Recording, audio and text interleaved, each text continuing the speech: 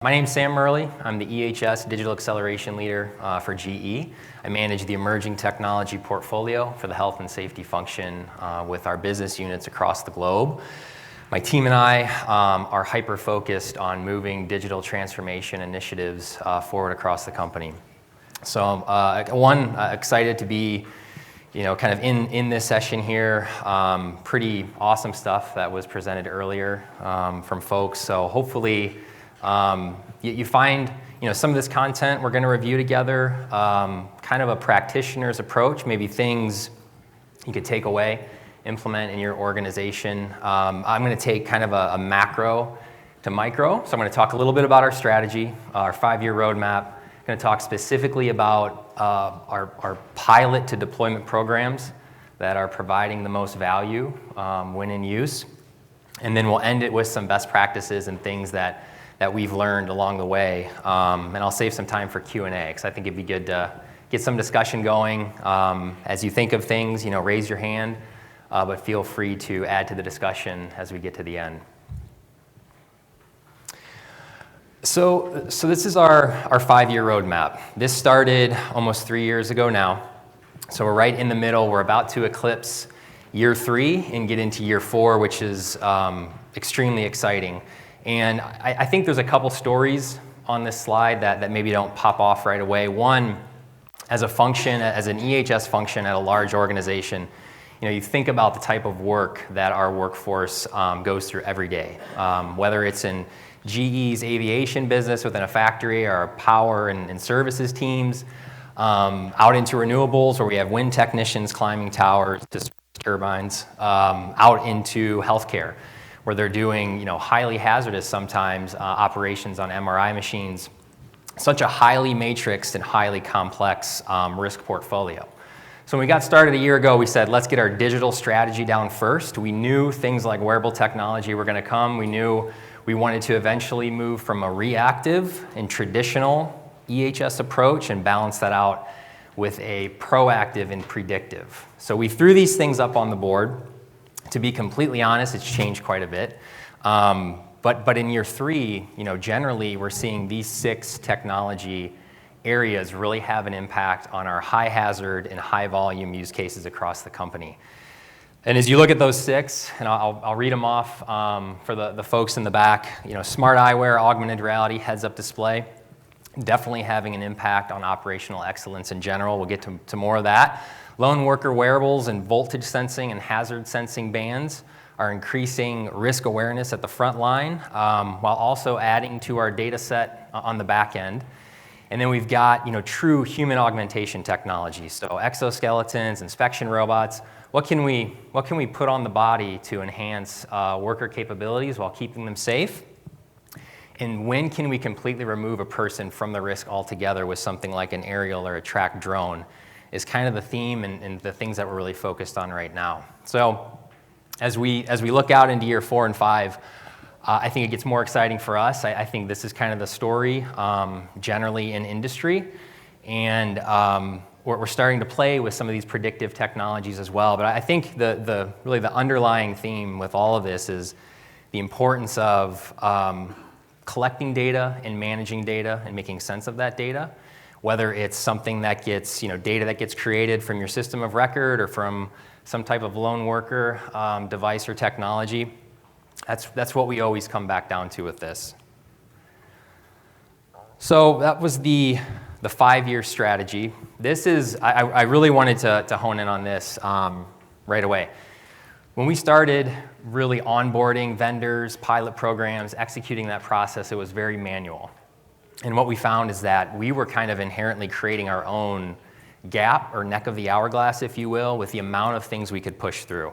So that first year, it took us almost a year to take the first technology, which was smart eyewear, and get it to a deployment-ready state. And now we're doing that multiple times per quarter. And one of the reasons is our approach to grassroots, right? So we put in place a GE internal innovation hub, where folks could come in from anywhere on the globe in any of the businesses and say, I've got an idea, I'm working with a vendor, here's my problem, and we start to churn and socialize and connect the dots internally within the company to help solve that problem. So it goes back to, a little bit back to kind of the strategy, where you have individual business units managing their own health and safety risks. You've got kind of, corporate governance and guidance. We wanted to meet somewhere in the middle. We wanted to say, okay, let's look at the risks that are coming out of our businesses and see where we're having those risks more broadly and not focus right away on niche use cases, but really broad opportunities. And let's do that within an innovation hub. So that's proven to be, I think, a big way that we onboard and take folks through the process together, whether it's folks at the site that are piloting technology or IT or HR. We're all in this system, collaborating, asking good questions, and making sure we save that off as a historical record of what we're doing and why. So that's the hub. The process, just very quickly, the process for us is threefold. It's build, measure, and deploy, or build, measure, learn, and deploy. Could be four. We always start with our problem statements, right? So what are one of those high volume risk categories or high hazard risk categories? Let's start there. Let's build the problem statement. Let's build our hypothesis as to why we think new technology may have an impact. And then from a corporate level, we inject the funding and procure that technology. So we're not necessarily building technology. Actually, most of the technology we have in place, which we'll talk about here shortly, we go out and want to partner with vendors and ecosystem partners, solution providers, folks in the other room, and have a quick impact. We don't want to develop something and have to wait 8, 12 months and then start to measure the impact. And that's been our strategy from the start. So we go through that kind of build process. What are we going to do? Let's validate it. Let's fund it. And then we go into measurement loops where we're onboarding new sites. We're measuring the impact. We're deciding, do we continue? Are we onto something really great here? And we'll go through those loops. Sometimes it takes a couple months. Sometimes it takes a few weeks. Sometimes it takes the better part of the year. But if we have adoption at scale within a pilot program, if we can measure the results when in use, actually quantifiably measure the results when in use, that it's having an impact, then we switch gears and actually create an internal go-to-market strategy, almost a marketing campaign. And we build the C-suite and executive package so that financial leaders within our businesses can understand the opportunity that's in front of them, but know they don't have to start from scratch. Okay? So some notes from the field. I picked 3 of our most impactful initiatives to date, 3 out of a handful. And before I get into the first one, exoskeletons and ergonomic sensors, I'm just curious, how many folks have ever painted at their house or ever used a paintbrush? All right. Okay, so pretty much everyone. How long do you think you can paint on average? I know I need to bulk up or something. I'm shot after 5 minutes, but generally 7, 8, 10 minutes. Maybe a little more. All right.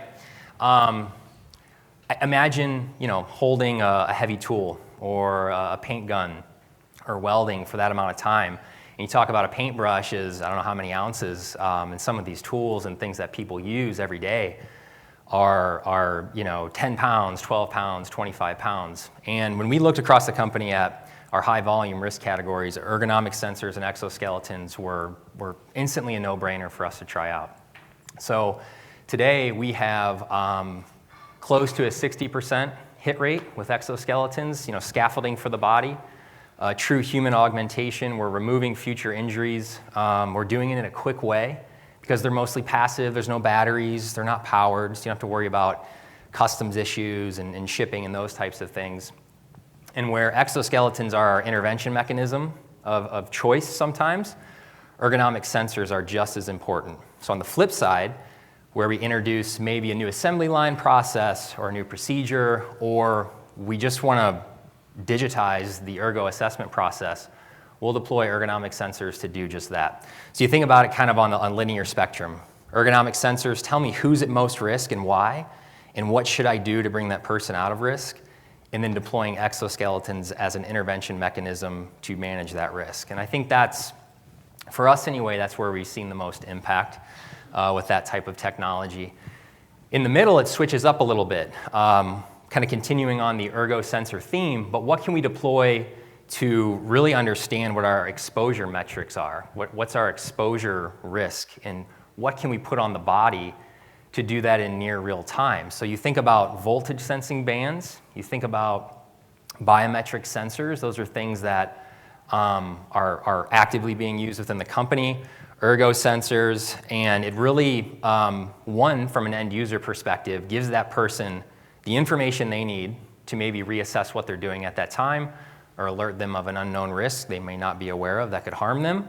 But the data that gets generated, that's pushed to the right people at the site, that's pushed up to business decision makers, is as equally as important. And then last but not least, probably the thing we've been working at the longest or the most is augmented reality, but we found great value with kind of the cousin or brother or sibling assisted reality. So sometimes it makes sense to really immerse someone in step-by-step instruction or some type of training content with AR.